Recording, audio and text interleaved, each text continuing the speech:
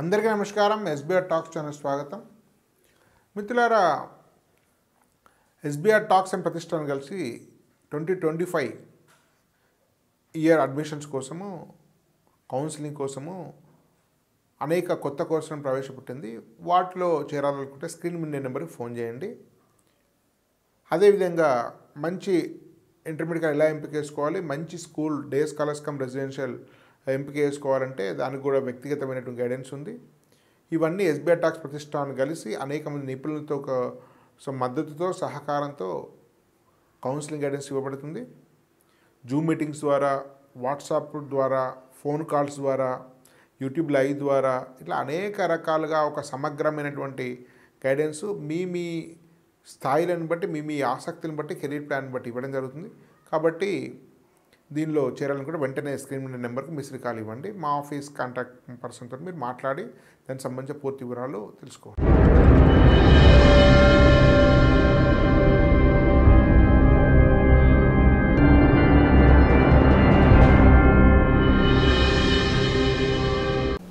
అందరికీ నమస్కారం.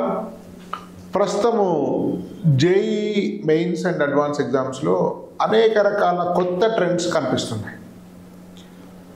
సో ఇప్పుడు స్కూల్లోనో ఇంటర్మీడియట్లో ఉన్న విద్యార్థులకు రాబోయే రోజుల్లో బహుశా క్వశ్చన్ పేపర్ ఎట్లా మారచ్చు అనేటువంటి విషయం తెలుసుకోవడం ప్రయోజనకరంగా ఉంటుంది, ఆసక్తికరంగా కూడా ఉంటుంది. అట్లాంటి విషయాలపై నాకు ఎక్స్పర్టైజ్ లేదు. ఇప్పుడు హైదరాబాద్లోని అతి గొప్ప మ్యాథ్స్ లెక్చరర్స్లో ఒకరిగా ఉన్నటువంటి కేసీ గారు, అదేవిధంగా వారు నానో డైరెక్టర్గా 18 సంవత్సరాల నుంచి ఉంటున్నారు. వారు గతంలో ఫిడ్జీలో, ఢిల్లీలో పనిచేశారు, చాలా ప్రోగ్రామ్ డిజైన్ చేశారు. సో వారు ఈ కోచింగ్ ఇండస్ట్రీలో చాలా సీనియర్ వ్యక్తి ప్రస్తుతం ఉన్న వాళ్ళలో చాలా స్టాండర్డ్స్ ఉన్నటువంటి వారు. కేసీ గారితో మనం మాట్లాడదాం. నమస్కారం కేసీ గారు. ఇప్పుడు మీరు చాలా కీన్గా అబ్జర్వ్ చేస్తుంటారు. మీరు బహుశా ఈనాడు కూడా మీరు ఆర్టికల్స్ రాస్తుంటారు, చాలా సంవత్సరాలు ఈనాడు ఆర్టికల్స్ రాస్తుంటున్నారు కదా, నేను కూడా చూసేవాడిని. సో మీరు క్వశ్చన్ పేపర్ చాలా జాగ్రత్తగా, క్రిటికల్గా రివ్యూ చేస్తున్నారు. జేఈ మెయిన్, అడ్వాన్స్, ముందు మెయిన్స్ గురించి మాట్లాడి అడ్వాన్స్ గురించి మాట్లాడదాము. లాస్ట్ 3 ఇయర్స్లో ఎట్లాంటి ట్రెండ్స్ ఉన్నాయి, రాబోయే వచ్చే 3 ఇయర్స్ లోపల ఎట్లా మారుతుండొచ్చు 2-3 ఇయర్స్లో, మీరు ఏం కావచ్చు మెయిన్స్ గురించి? మెయిన్ సో మెయిన్స్ అంటే 2 రకాల ఇది చూడాలండి. ఒకటేమో difficulty level of the paper and రెండోది competition. So competition year on year పెరుగుతుంది. ఈసారి నీట్ గందరగోళం చూసాం, అంటే కాపీ కొట్టారన్న స్టేజ్ దాకా, పేపర్ లీక్ అయిందన్న స్టేజ్ దాకా పోయారు.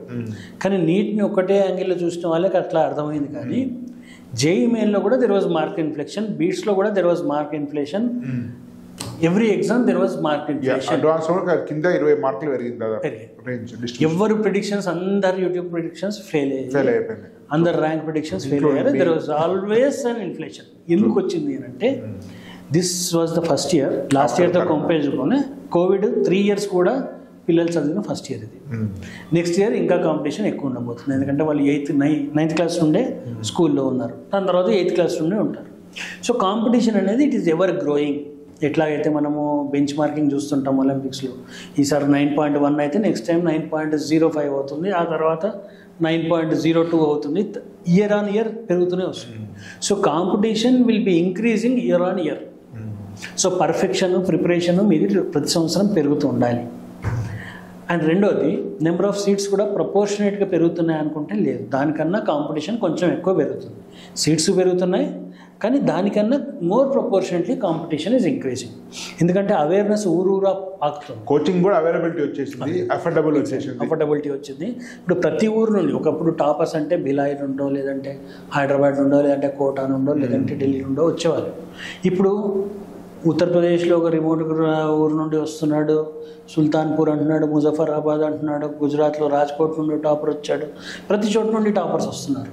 So that means awareness has spread across the country. So competition పెరుగుతుంది, అవేర్నెస్ పెరుగుతుంది, ప్రపోర్షనేట్గా సీట్స్ పెరగట్లేదు. ఇది కాంపిటీషన్. ఎగ్జామినేషన్కి వస్తే, examination difficulty level JEE main, JEE advance రెండు కూడా తగ్గుతున్నాయి. ఇయర్ ఆన్ ఇయర్ తగ్గుతున్నాయి. అండ్ తగ్గుతున్నప్పుడు మార్క్స్ ఇన్ఫ్లేషన్ పెరుగుతుంది, ఇంకా పెరుగుతుంది.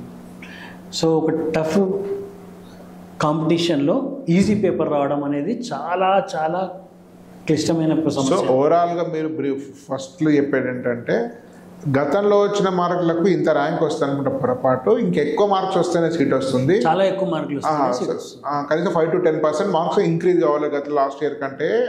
20 to 25% సేఫ్ సైడ్ పెట్టుకోవాలండి.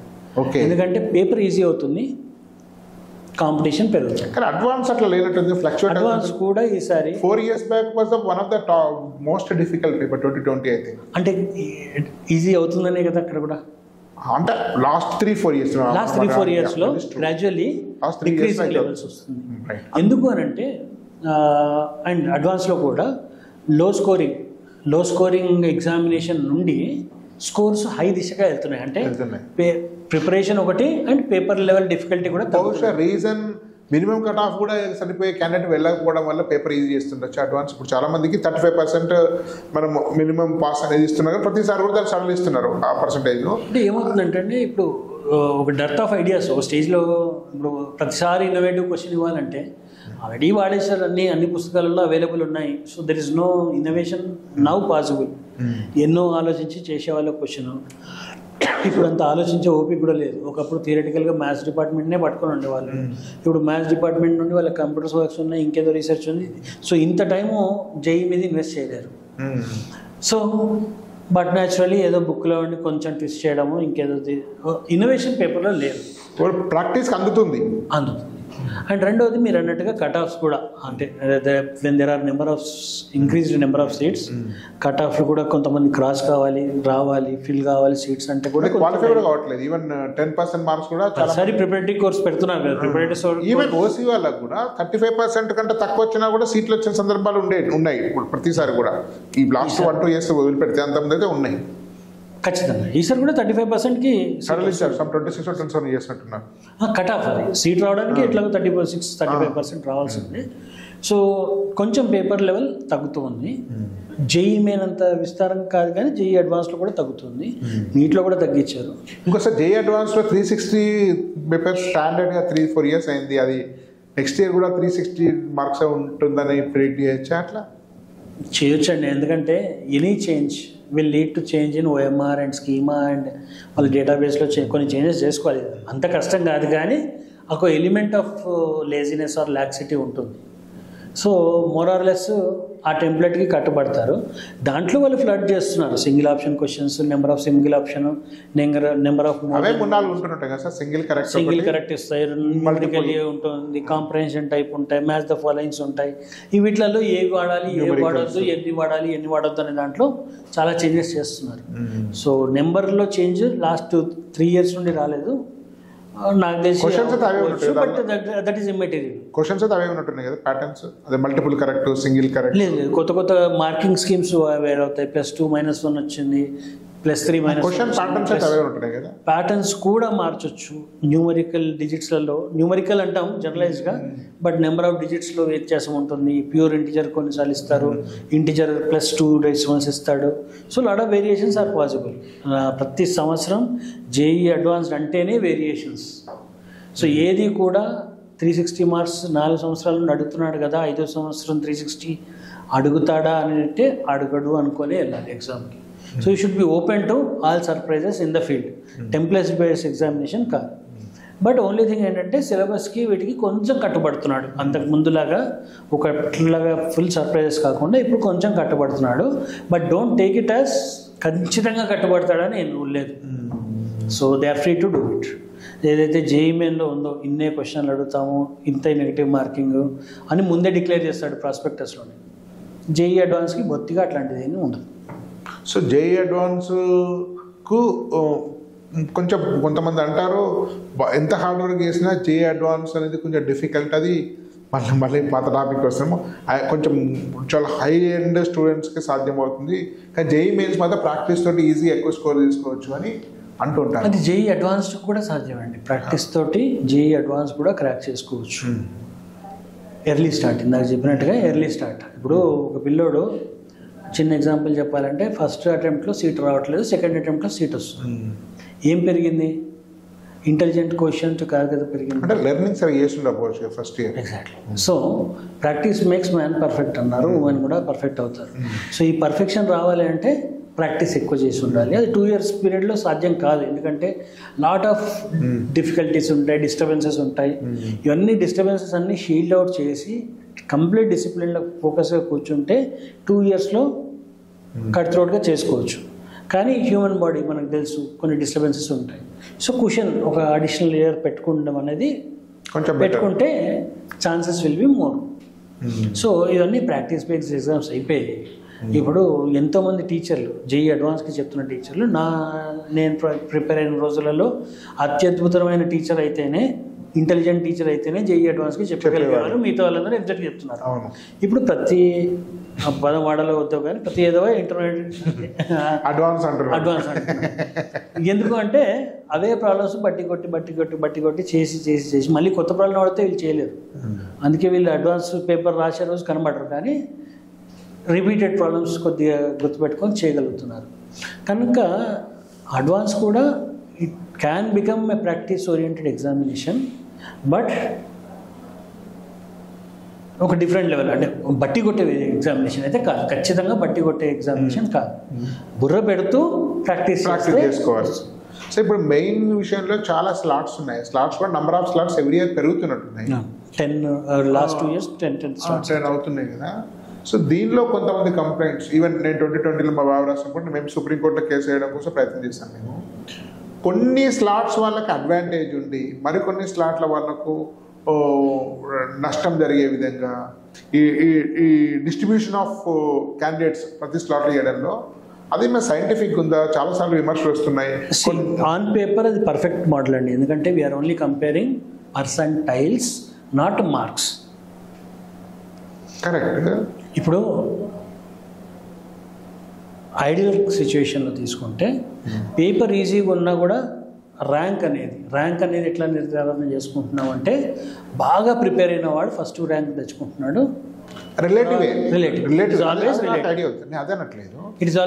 డిస్ట్రిబ్యూషన్ ఆఫ్ కొంచెం బెటర్ పెర్ఫార్మెన్స్ అందరు ఒక దానిలో ఉండి కొంచెం లో పెర్ఫార్మెన్స్ అందరూ ఒక ఎగ్జామ్ లో యాక్సిడెంట్ జరగడం అట్లా ఏమైనా జరుగుతుందా? ఇంపాసిబుల్, ఎందుకంటే ర్యాండమ్ జనరేటెడ్ అల్గారిథంలో అల్గారిథమిక్గానే జరుగుతుంది. అండ్ 14 lakh శాంపుల్ ఎట్లా తీసుకుంటారు? శాంపుల్ డిస్ట్రిబ్యూట్ ర్యాండమ్గా డిస్ట్రిబ్యూట్ చేసేస్తారు. ర్యాండమ్గా ఇప్పుడు మీకు ఒక 100 కూపన్లు ఉన్నాయండి, 100 మంది పిల్లల కూపన్లు ఉన్నాయి, 10 పీకుతున్నాం, 10 ఆ ప్రాసెస్ సైంటిఫిక్ ఏనండి? That is purely scientific. Data సైన్స్లో క్లస్టరింగ్ అంటాం. It's purely scientific. దాంట్లో ఎటువంటి బయాస్ ఉండదు. ర్యాండమ్గా షఫల్ అయ్యి ర్యాండమ్ పిక్ చేస్తున్నప్పుడు ఎటువంటి కొన్ని స్లాట్స్ వచ్చిన వాళ్ళకు తక్కువ మార్కులకే సీట్లు వచ్చినాయి, కొన్ని మార్కులకి. ఎందుకంటే పేపర్ ఈజీగా ఉండడం, పేపర్ టఫ్ ఉండడం, అంతే తప్ప డిస్ట్రిబ్యూషన్ ఆఫ్ స్టూడెంట్స్ వల్ల కారే కాదు. ఇది కేవలం పేపర్ టఫ్ ఉంటే ఒక సెషన్లో 220 మార్క్స్కి ఏదైతే ర్యాంక్ వస్తుందో, పేపర్ ఈజీగా ఉన్న దాంట్లో 220 మార్క్స్కి వచ్చింది, పేపర్ టఫ్గా ఉన్నప్పుడు 160 మార్క్స్కి అదే ర్యాంక్ వస్తుంది. ప్రతి ఇయర్ ఖచ్చితంగా పాసిబుల్. ప్రతి ఇయర్ కంప్లైంట్స్ వస్తున్నాయి దీని మీద.